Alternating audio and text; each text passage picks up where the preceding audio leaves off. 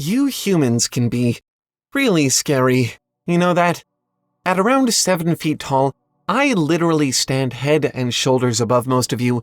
Yet, somehow, in my mind, you loom larger than mountains. Not because of what you are, but because of what you can do. Art, architecture, science, wars, civilizations, you reshape the entire world, and a lot of the time you do it just because you can, because you want to. That kind of power is actually a little terrifying. This isn't the first time I've had this on my mind. I'm continuously amazed by you. But I just recently read a story that sort of allowed me to zoom out, to really see what you are at scale. And it still has me reeling. It was a little book you may have heard of called Dune.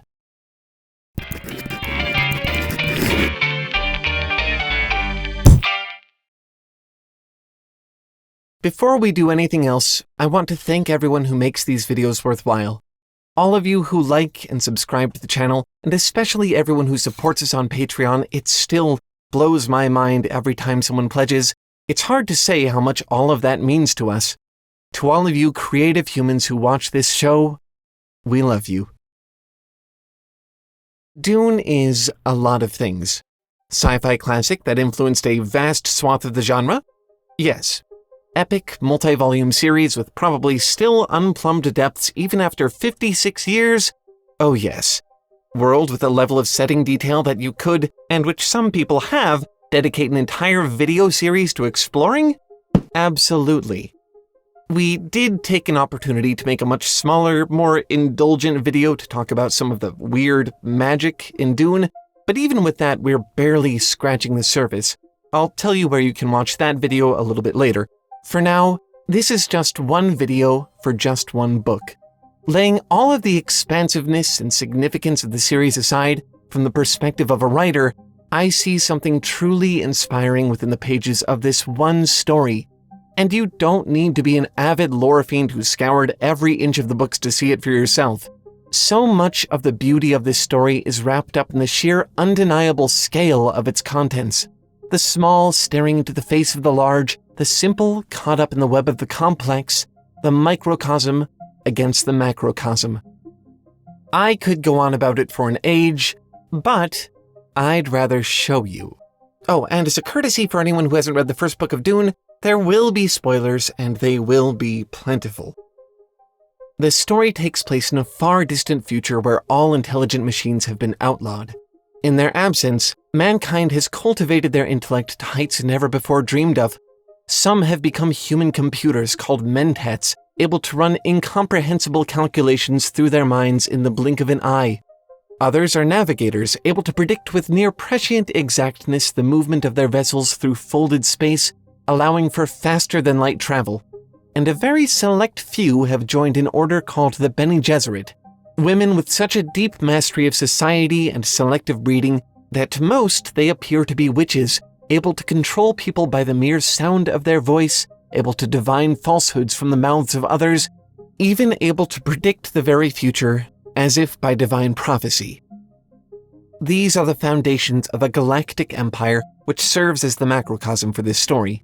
The big picture here is that, using these finely honed human skills, great noble houses were able to settle and own entire planets, over which, of course, they constantly bicker. The microcosm here is that all of this was made possible by a single little spice called melange, an export from a little-known desert planet out on the edge of the known universe. Melange opens the mind, allows humans to tap into the true height of their potential.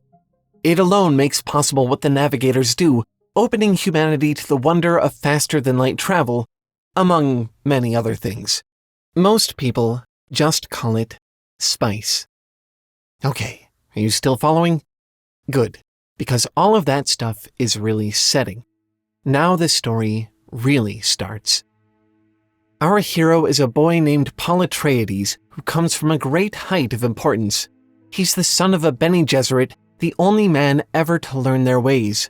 He's also the son of a duke who happens to reside over one of the greatest noble houses in the galaxy. In fact, a little too great, as fate would have it. Threatened by the influence of House Atreides, the Emperor contrives a solution to his problem. He decides to gift them that little desert planet, the source of all the spice in the universe, Arrakis, also called Dune. It sounds too good to be true, and it most certainly is. Arrakis is a trap.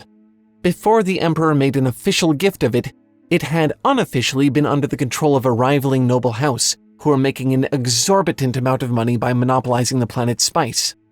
Almost as soon as Paul and his family settle in, the betrayal unfolds. With the quiet help of the Emperor's undefeatable army, the enemy makes quick work of the entirety of House Atreides. The slaughter is decisive and quite complete. Except for Paul and his mother, who manage to escape into the vast desert wilderness of Dune. This would mean death for anyone else, but Paul is no normal kid. I mentioned that he was the only man ever to learn the ways of the Bene Gesserit. Well, with their deep knowledge of selective breeding and social engineering, they labored for generations to produce a child who would essentially be their claim to power, a human being with such great mental capacity that he would be Bene Gesserit, Mentat, and Navigator all in one, able to predict the future with near-perfect exactness, as well as access his genetic memory to see into the memories of his ancestors. Paul is this promised Messiah, and although he doesn't quite understand what that means yet, he knows it. His journey into the desert is the turning point of the story, where we begin to shift our gaze from all the complex political machinations, the cultivation of destined paths and prophecies, to the boy himself and the new world he's arriving in. Again, the microcosm against the macrocosm. Dune is not a gentle place. Everyone knows this.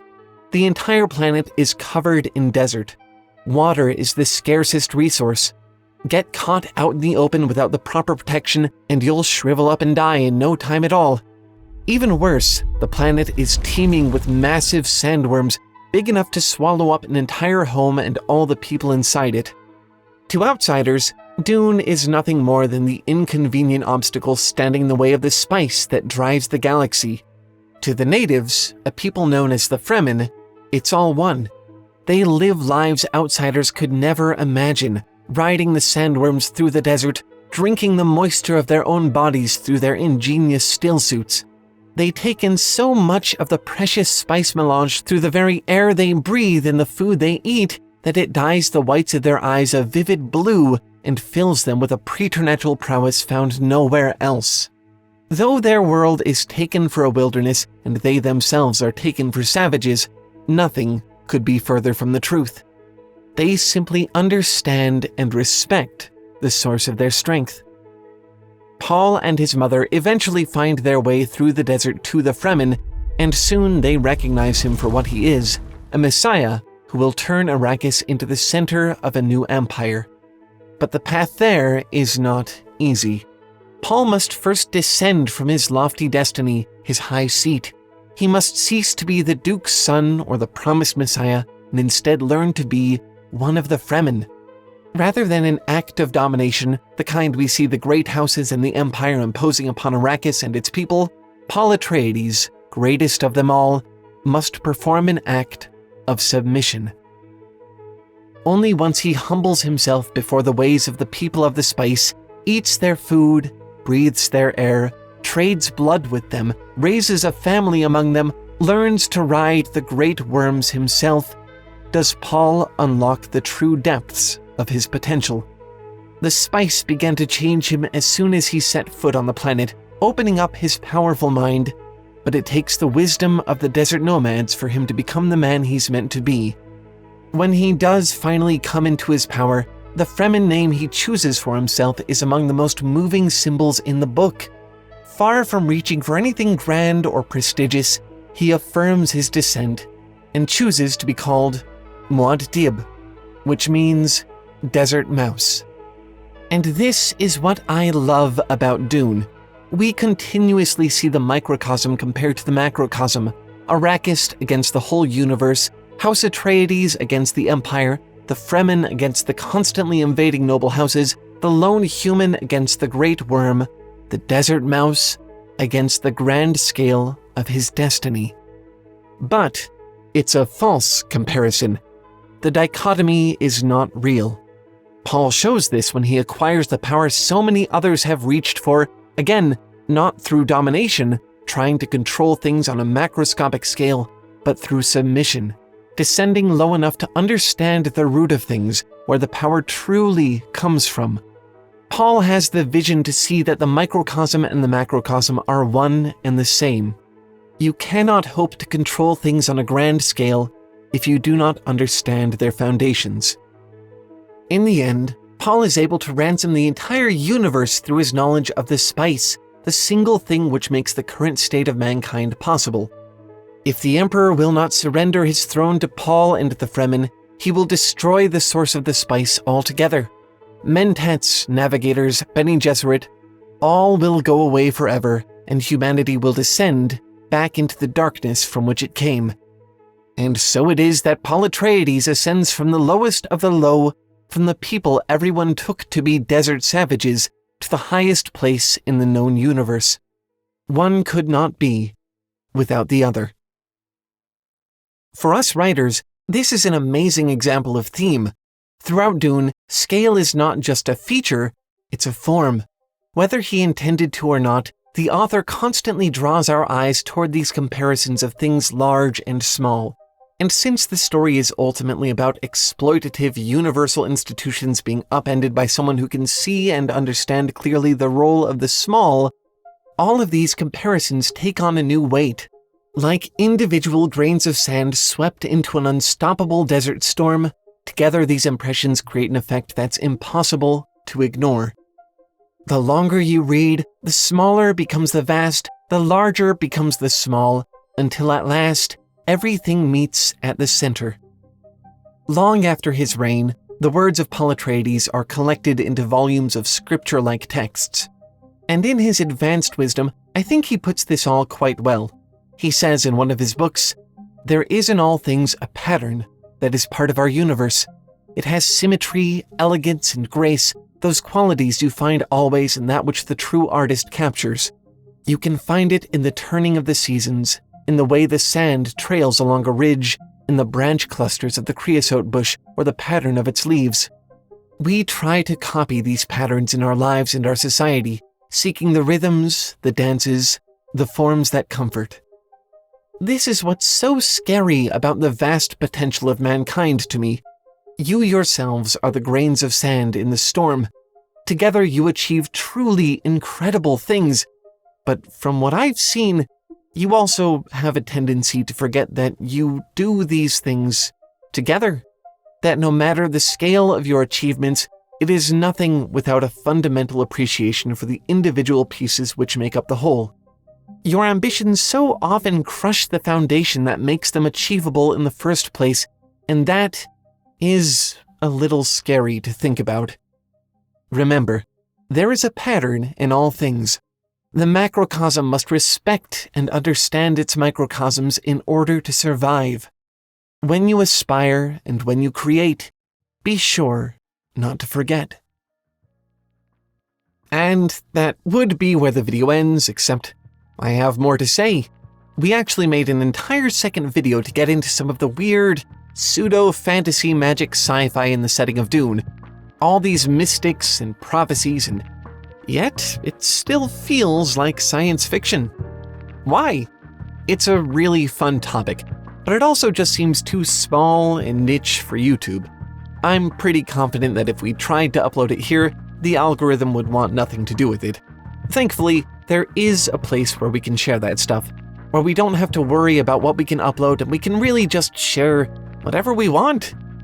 You can watch that entire additional video over on our creator-owned streaming platform, Nebula. YouTube is a weird place for educational content. It's not exactly made for honesty and accuracy. There's a huge demand to just be clickbaity and eye-catching all the time. Sometimes, you just want to share some cool information without sweating about performance. So, a bunch of us educational creators got together and made our own platform where we don't have to worry about all of that. We upload what we want, how we want. You can find all of our videos there ad-free and a ton of content we couldn't otherwise upload here, including the follow-up video for this one. It's so fun to have this opportunity just to cut loose and share what we feel like sharing. And we're not the only ones. The same is true for so many other amazing creators. It's like a safe haven for the material we all wish we could share here. And the best part, and probably the most exciting part, is that you don't even quite have to pay for Nebula if you don't want to. You can actually get it for free along with 5 other streaming services when you sign up for the CuriosityStream Smart Bundle. Here's how it works. If you sign up for a year of CuriosityStream, which is like the best documentary streaming service out there, easily better than Netflix and all the others, you'll also get access to 5 others. Nebula, which is where we host all our additional content with all of our creator friends. One Day University, which basically lets you sit in on lectures given by the world's most beloved professors every single day. Topic, a boundary-pushing streaming platform full of thrillers, mystery shows, noir, and drama. Tastemade, which lets you live adventurously through travel and food shows. Even a service called Som TV for lovers of wine and fine cuisine. That last one really shows you the breadth of this thing. It covers everything. So, to put it simply, sign up for the CuriosityStream Smart Bundle, and in addition to our bonus content on Nebula, you'll also get pretty much endless additional content for all your different interests. Normally, the package costs $69.99 for an annual subscription, which is already less than $10 a month, but for Tale Foundry fans, they've decided to make it even cheaper. Right now, you can get all 6 of these streaming platforms together for just $39.89 a year. That comes out to less than $3.50 a month. It would be a ridiculous price for one streaming service, let alone 6. Frankly, I'm not really sure how they can afford to charge so little, but I'm definitely not complaining. Click the link in the description or go to curiositystream.com/TaleFoundrySB and use the code TaleFoundrySB to get access to all of this for less than $3.50 a month. And if you do go watch the follow-up video for this on Nebula, be sure to come back and let us know what you think. We'll be reading the comments to see how the new ideas in that video inspired you as well. And that's it for this video. There's usually a few weeks between uploads, so if you want more Tale Foundry in the meantime, come join our community.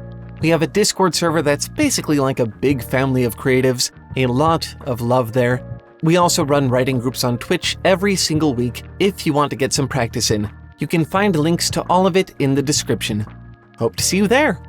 Until then, thanks for watching, and keep making stuff up. I'll see you next time. Bye!